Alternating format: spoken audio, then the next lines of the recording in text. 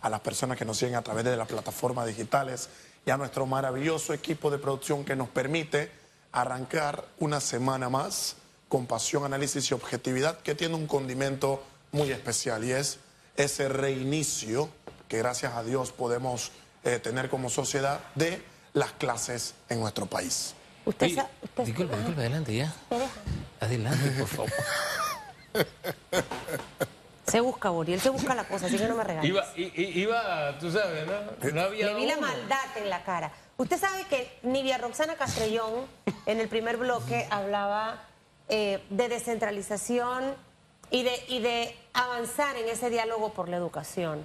Lucy Molinar, exministra, que ha aportado también varios elementos súper interesantes, hablaba del cambio de chip, pero algo hay que hacer, y de una manera rápida, Jan. O sea, no podemos seguir con la mentalidad de que hay que pagar una escuela privada y una de las mejores, no importa cuánto cuesta, sino rastrearla para que el chico salga bien. Y mientras tanto, ¿qué hacemos? En definitiva, mira, en materia educativa, mi querida Susana Elizabeth, ocurre una situación muy particular y muy especial desde una reflexión, un análisis sociológico y un contexto amplio, si lo queremos ver desde una perspectiva ontológica. En nuestro país ocurre algo muy particular, y es que se tiene muy bien y muy claro identificado cuáles son los principales problemas, las principales aristas que tenemos en materia educativa y mucho más, o el que se encuentra mayormente agravado dentro del sector público. Identificamos y sabemos y reconocemos que efectivamente la educación cuenta con problemáticas, a tal punto que yo sería capaz de decir que gran parte de los votos que obtuvo el actual gobierno fue sin duda alguna por ese eslogan de que la educación es una estrecha. Esto sin duda alguna sumó un mar increíble de votos para el actual presidente Nito Cortizo, porque la ciudadanía decía, bueno, ya hemos reconocido que tenemos como problema la educación, llegó un gobierno que al fin le va a dar una importancia, le va a dar un papel categórico a fin de poder enrumbar con las herramientas suficientes y necesarias las aristas y la problemática que como sociedad tenemos desde el rubro educativo.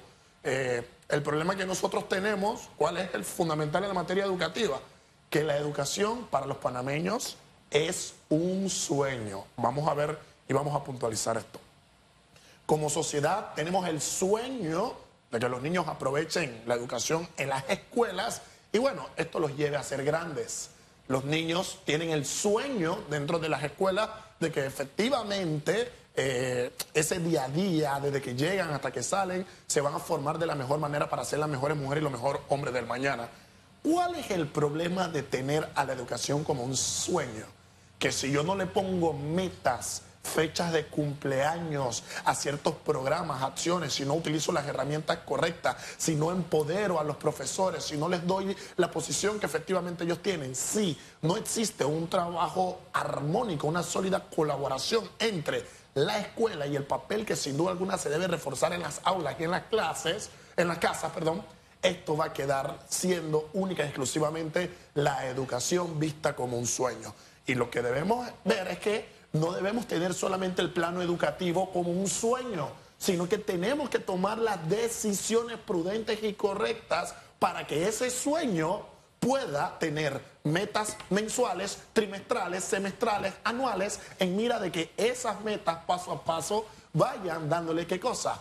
Forma y un matiz claro a ese sueño educativo que tenemos como país. El gran problema es que el sueño es una pesadilla. Exactamente. Las cifras nos están diciendo que es una pesadilla. Exactamente. Y hay una relación en la que yo siempre insisto, es en la relación entre el padre y el docente. Total. Porque si no hablan el mismo idioma, esto va a seguir. Total. Hace un rato, al hablar con la ex ministra Molinar, recordaba, hombre, cuando llamaban a mi tía, que era mi acudiente, oiga, y antes de llegar a la escuela, ella me decía, me llamaron de la escuela, me mandaron la circular. ¿Qué hiciste? ¿Qué pasó? Y yo tenía que sentarme a decir lo que yo había hecho y por qué. Y hay que mi versión no coincidiera con la del maestro.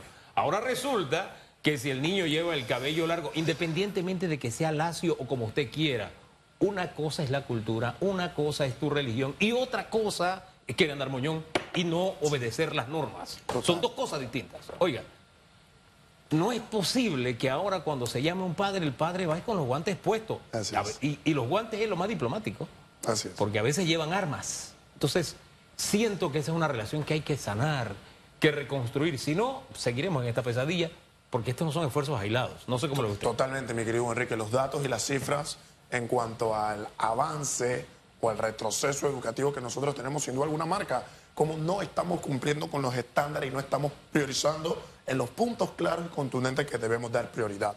Y hay algo que a mí me inquieta de manera contundente. Yo veo que al parecer hoy por hoy es más importante el cariño o el amor que se le da al uniforme, que si el pantalón nos queda bien, que si el uniforme me queda bien, que cuál es el tipo de cuaderno que utilizo, que cuál es la maleta que utilizo, cuál es el bolígrafo, el lápiz que llevo. Estos son elementos que sin duda alguna son importantes. La educación no está dada por el uniforme o por los útiles escolares que yo lleve o no lleve, que si el color, que si la marca, que si el estilo. La educación está en poder canalizar y aprender y comprender de manera asertiva y efectiva pues todos los cimientos que la propia educación nos vaya a dar. Entonces, nosotros como sociedad debemos comprender que a priori debe existir una conexión entre padre y educador. Si yo como padre creo que única y exclusivamente al mandar a mi hijo a las escuelas estoy cumpliendo con un rol, pues lo estoy haciendo mal. Es el seguimiento oportuno el que efectivamente canaliza ese conocimiento que el joven tiene en las escuelas. Porque como padre debemos comprender que lo que en la escuela se da, pues se refuerza en casa y adicional el tiempo libre que tienen los jóvenes al ser mal utilizados nos deja como resultado que no haya una efectiva correlación del proceso educativo. Si bien es cierto, tenemos que formar de la mejor manera a nuestros jóvenes en las casas, luego se va a la escuela a aprender sin duda alguna conocimientos adicionales, pues el tiempo libre que tiene el joven cuando vuelva a la casa debe ser aprovechado de la mejor manera. ¿Cómo?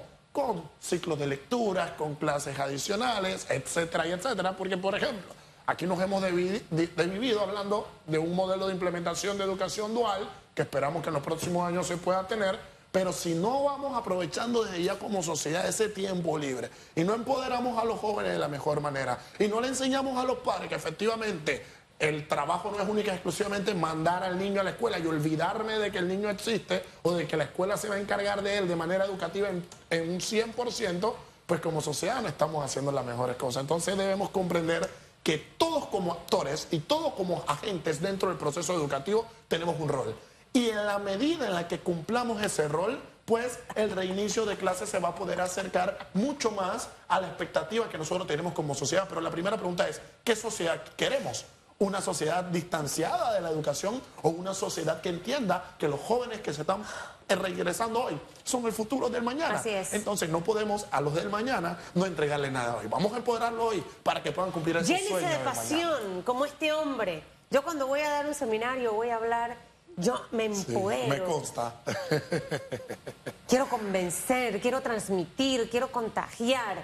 Ese es el rol también del docente, ¿no? De ser una guía, mi querido Ian.